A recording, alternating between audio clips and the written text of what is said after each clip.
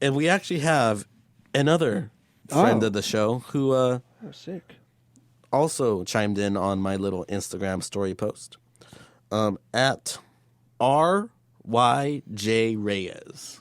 He chimed in on my little thing, and he wants us to talk a little bit about, and I think this is perfect for a closing segment, the XFL rules that just dropped today. I can't really say anything about that because first time I'm hearing of this. Okay, well, it's okay. I have them right here for us. Post. So the XFL announced Tuesday that its rules that which it will play football are going to be a little bit different than the NFL. Starting off with the kickoff, 10 players from the receiving team will line up on their own 30-yard line, and the kick coverage team will line up 5 yards away on the 35-yard line, shortening the distance between them. Yeah. And when you shorten the distance between them, obviously the collisions that's going to happen are going to be much less violent because they're at a lower speed. So that should, in effect, lower concussion rates than what the NFL has on special teams plays. Both teams are going to be required to have 3 players outside of the hash marks on each side and 4 players between. So every single team is going to have the same kickoff formation, almost exactly like what we have in the NFL. And the close proximity of the two teams, exactly as I said, limit the high-speed collisions that can contribute to concussions. The kicker will kick the ball from his own 25-yard line instead of the 40. And the kick must travel at least as far as the opponent's 20-yard line. Interesting. Neither the coverage team nor the blockers may move until either the ball is caught or 3 seconds after it hits the ground. So 3 seconds? So not only do you have both teams just really close to each other on kickoff, but then they're just going to stand there and wait and, I guess, look at the ball, and as soon as it's caught, then they're going to turn and block or run and rush. Which I guess, I mean, that's, I think, is going to cause more return yardage, possibly more return touchdowns, because the coverage team is not going to be able to be in a coverage formation when the ball's caught. A kick that travels into the end zone in the air is downed and will be deemed a major touchback. Not just a touchback, a, in quotations, major touchback. And the receiving team will take possession at the 35-yard line. What the heck? So they want people to kick it in play, or else you get penalized, basically, and your opponent is on their own 35. I need to see all this play out. Teams will have to declare ahead of time if they wish to attempt an onside kick. Declare? What do you like? There's no surprise onside kicks. Man. For punts, the XFL will eliminate the coffin corner punt by what? What? Wow. So they're getting rid of corner punts by spotting any kick that goes out of bounds at the 35-yard line. So the ball goes out of bounds. So on punts, if the ball goes out of bounds, it's a touchback. And I guess it's considered a major touchback.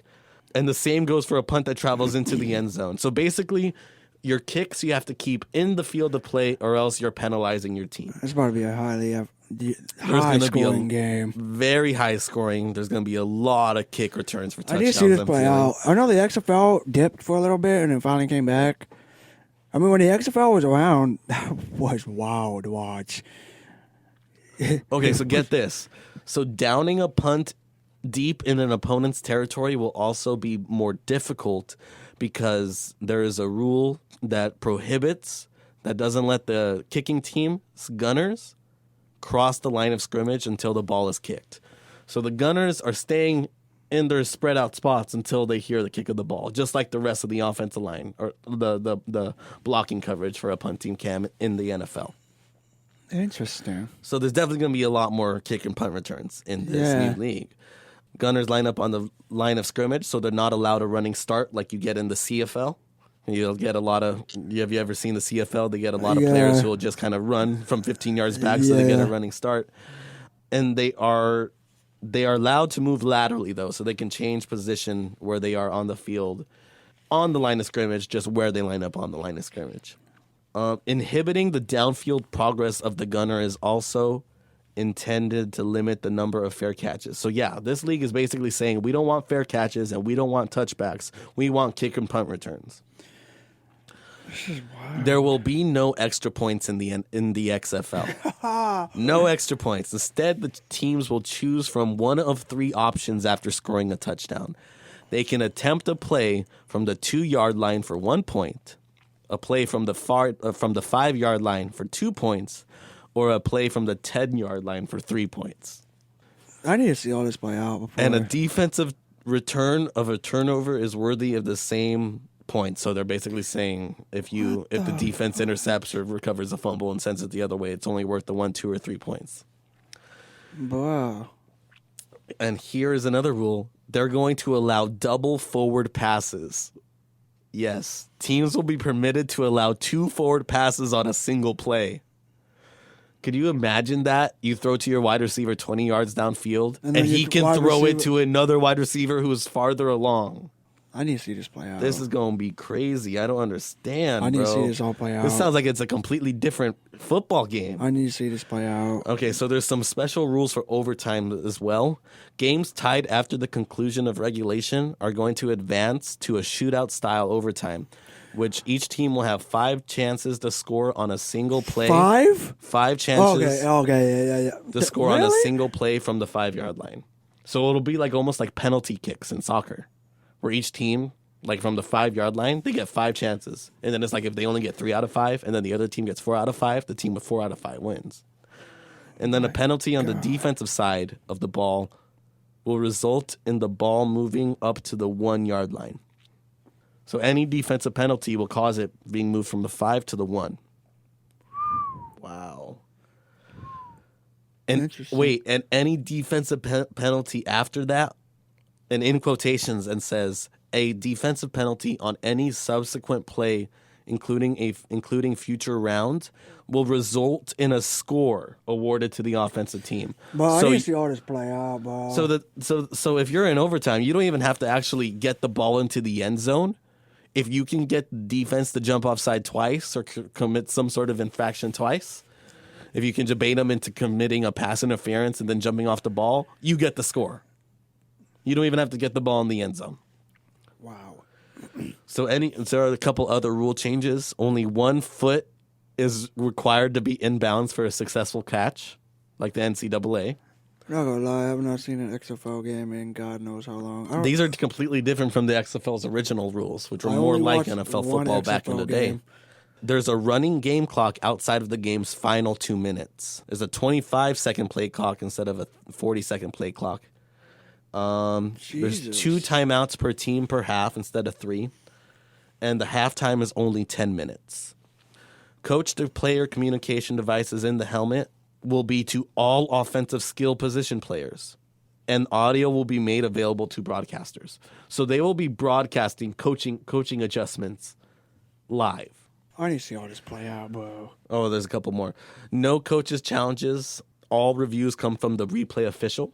They have a replay official. And the last one, linemen are allowed to be 3 yards from the line of scrimmage before being flagged for an illegal man downfield, compared to the 1-yard rule for the NFL. Jesus. So, your thoughts on that? That's a lot. It's a lot of different rule changes. What I see is they're really saying, hey, we're going to keep the kickoff and the punt returns in football because the NFL's rule changes have almost eliminated those from football. Yeah. We're going to keep those in football because those are exciting, but they're trying their best to create rules to mitigate and lessen the amount of injuries, the typical concussion injuries that happen on those type of plays. Which is good. It's smart. Yeah, because the NFL had an issue with that too. Right. The only thing is that will it work? Will fans not be turned off enough by the weird rules to say? Honestly, I've not seen an XFL game since even when it was still around. I only watched like 1. So I was never big on the XFL. So that's why like a lot of these rule changes, I didn't even know what even like changed rules to begin with. I don't really like keep up with the XFL like that to like voice my opinion. Well, the XFL hadn't been around in years, and these are different rules from what they had back then. So let's see what happens, man. Let's see what happens. Should be with these interesting. different rules, I wasn't planning on watching the XFL at Neither was first, I. but now I definitely have to watch the first game and just see what these rules result in. Like that's like I don't even think I'm gonna be like, ooh, I'm gonna watch I'm gonna follow the players and who's no, I want to see how these rules affect the game. Yeah, same. Because Should be interesting. the way I'm looking at it, if you have a guy who can just beast punt return and kick return, he could be scoring like 50, 60 points a game, bro. Yeah, true. So, yeah, it's crazy.